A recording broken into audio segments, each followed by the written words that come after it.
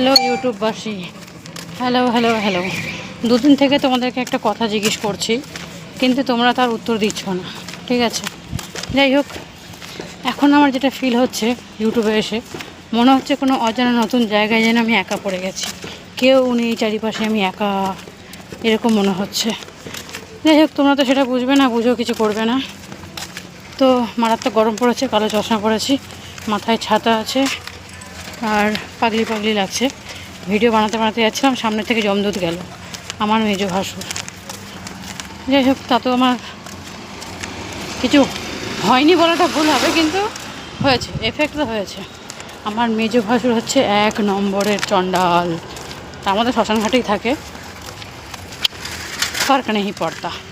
Video तो ही फिर भी बनाएगा यो यो অথা ইয়ো না ইয়ো হানি সিং, লোকে পাগল বলবে আমাকে, রাস্তাঘাটে এসব করছি। যাই হোক, টাটা।